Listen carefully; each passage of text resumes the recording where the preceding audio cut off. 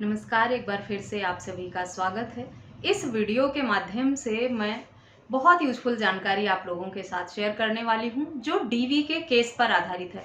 साथ ही supreme court का एक ऐसा जजमेंट आप लोगों के साथ शेयर करूंगी जो डीवी के केस को रद्द करवाने में बहुत यूजफुल होगा।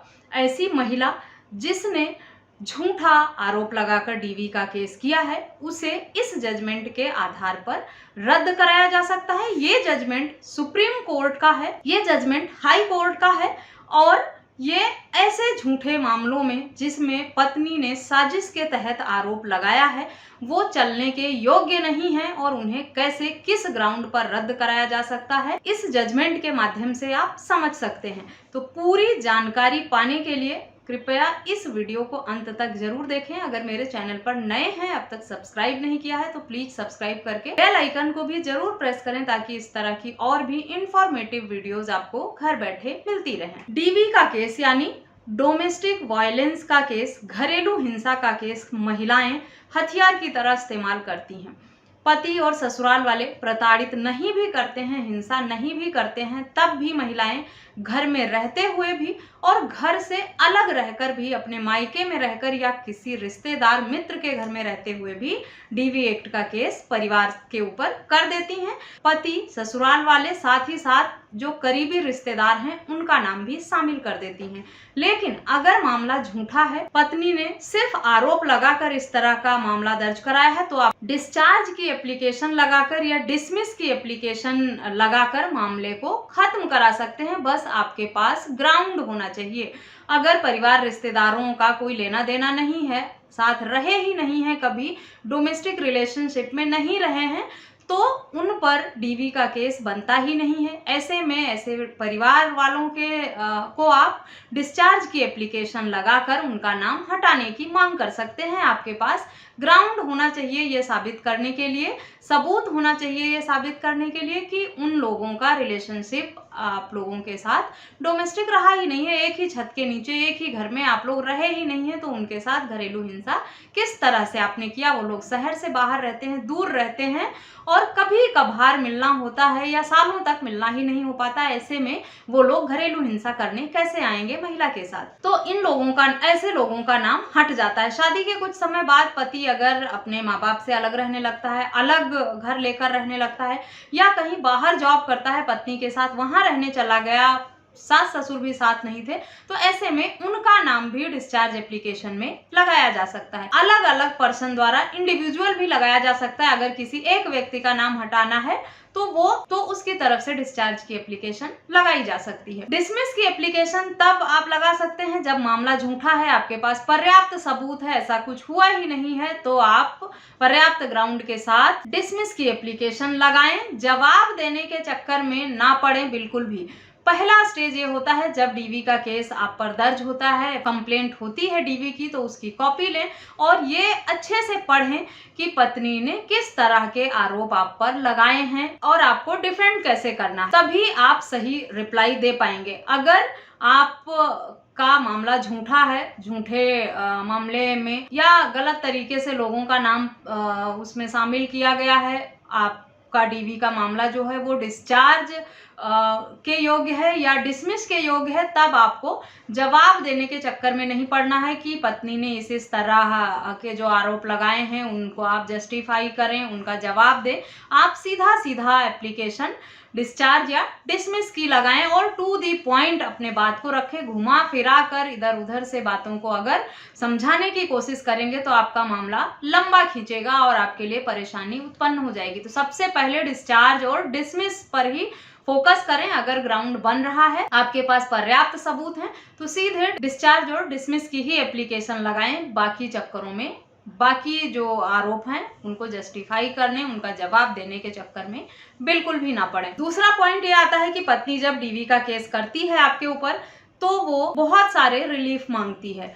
मेंटेनेंस की मांग करती है सेक्शन 24 की एप्लीकेशन लगा के, घर में रहने का अधिकार, संपत्ति में हिस्सा या प्रॉपर्टी, कोई अगर कई प्रॉपर्टी हैं तो उसमें से किसी घर मकान को अपने नाम करने की या रहने का अधिकार मांगती है। और ऐसे में अगर पत्नी आपके घर में ये अधिकार पाकर घुस जाती है, घर में रहने का अधिकार ले लेती है, तो वो सबका जीना हराम कर देती है घर में वापस रहने के बाद परिवार वालों के साथ। क्योंकि अगर ऐसी महिला, झगड़ालू महिला जो बदला लेने की भावना से आप लोगों के घर में घुसी है, उसको अगर विजिटिंग राइट कोर्ट ने दे दिया, आपके घर में रहने का अधिकार मिल गया, तो वो सीना तान के आपके घर में घुसेगी और फिर हर दूसरे दिन बेवजह या छोटी छोटी बातों पर 100 नंबर 112 नंबर डायल करके और आपके परिवार वालों के खिलाफ शिकायतें करेगी और आप लोगों का जीना हराम कर देगी और आपको भागना ही पड़ेगा घर छोड़ के। उसी औरत के भरोसे आपको घर छोड़ देना पड़ेगा,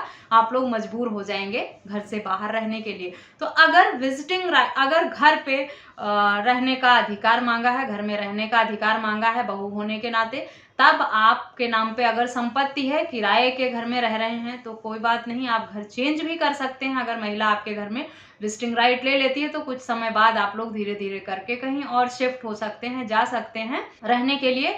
लेकिन अगर उस घर में अधिकार मांगा है और वो संपत्ति आपके ज्वाइंट फैमिली की प्रॉपर्टी है या इंडिविजुअल हस्बैंड ने खरीदी है, तो इन दोनों प्रॉपर्टी में महिला हक मांग सकती है अपने रहने का। तो ऐसी संपत्ति को बेचकर आप कहीं और किराए के घर में शिफ्ट हो जाएं, उस संपत्ति को बेचकर दूसरी प्रॉपर्टी खरीदने के चक्कर में तब तक ना पड़ें जब तक आपका इस तरह का मैटर कोर्ट में पेंडिंग है। क्योंकि यहाँ से खरीद के, अगर यहाँ से बेचकर संपत्ति अगर दूसरी जगह आपने अपने नाम पर प्रॉपर्टी ले ली, तो वो महिला उसमें भी रहने का अधिकार मांग लेगी। अगर आपके नाम पर घर नहीं रहेगा, आप रेंट पे रहेंगे, तो आप घर बदल भी सकते हैं हालात खराब होने के बाद। लेकिन अपनी संपत्ति अगर है तो आपको फिर दर दर भटकना पड़ेगा और आपकी संपत्ति पर कब्जा इस तरह की बहू और पत्नी कर लेगी आसानी से। तो इस बात का ख्याल रखें। और विजिटिंग राइट अगर महिला ने मांगा है, आप देना चाहते हैं, तो आपका अगर कोई और फ्लैट है, कोई और प्रॉपर्टी है, आप चाहते हैं उसे रहने के लिए देना, तो वहां पर उसे रहने का हक अधिकार दे सकते हैं। या आप ये कह सकते हैं कि जो भी खर्चा लगेगा रेंट पे इनको रहना है, वो मैं पे करने को तैयार हूं, पर मेरे सीनियर सिटीजन बुजुर्ग माँ बाप हैं, उन और वो बीमार रहते हैं, उनकी मानसिक स्थिति ठीक नहीं है, या उन्हें आराम की और शांति प्रिय जगह की जरूरत है, जबकि पत्नी इस घर में रहेंगी तो वो लड़ाई झगड़े करेंगी, उन्हें भी डिस्टर्ब परेशान करेंगी। ऐसा करके आप पत्नी को अपने साथ ना रखकर कहीं बाहर रहने का इंतजाम भी कर सकते हैं। कोर्ट तैयार हो जाता है इन बातों को समझते हुए कि जो विवाद कि जहां पर लड़ाई झगड़े ज्यादा होते हैं वहां सीनियर सिटीजन लोगों को प्रॉब्लम होती है। अगर किसी विपरीत परिस्थिति के चलते या मजबूरन आपको राइट देना पड़े, तो आप कहीं और, अगर अरेंजमेंट है, आपके अलग फ्लैट है, तो वहां रहने का उसे अधिकार दे दें, या फिर आप जो कहीं रेंट पे जगह उनको दिला दें और उसका रेंट पे करने के लिए आप एग्री कर जाएं। साथ में रखने की गलती बिल्कुल भी ना करें। ऐसे में महिलाएं ज्यादातर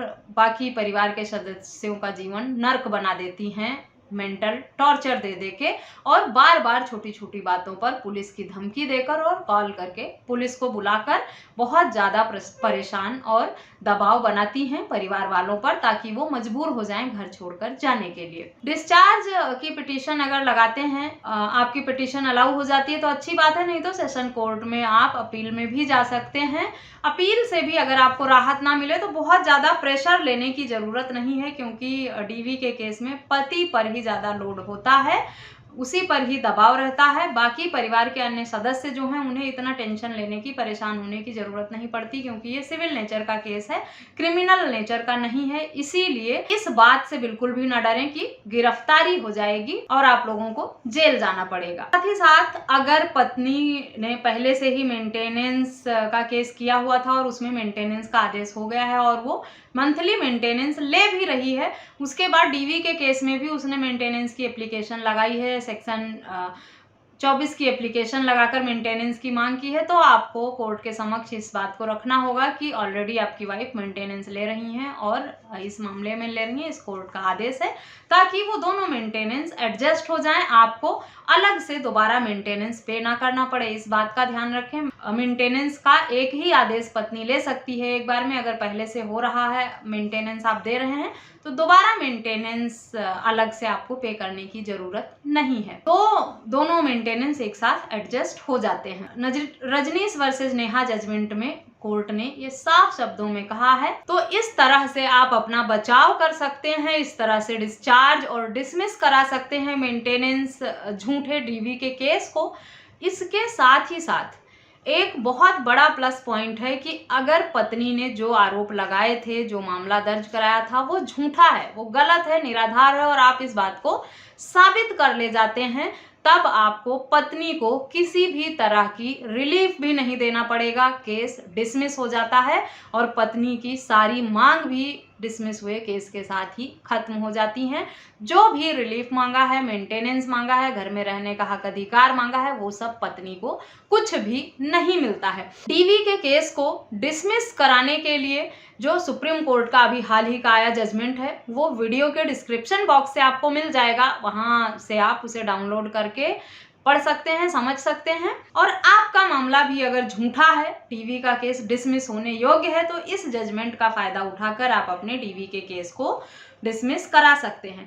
केस कोई भी हो, डिसमिस तभी होता है जब पत्नी के पास अपना पक्ष रखने के लिए, साबित करने के लिए पर्याप्त सबूत नहीं होता है और आपके पास पत्नी के लगाए गए आरोप को साबित करने के लिए पर्याप्त सबूत होते हैं कि उसने जो जो लांछन लगाए हैं, जो जो आरोप लगाए हैं या जो बातें कोर्ट के समक्ष रखी हैं, वो सब झूठी हैं, निराधार हैं, गलत हैं।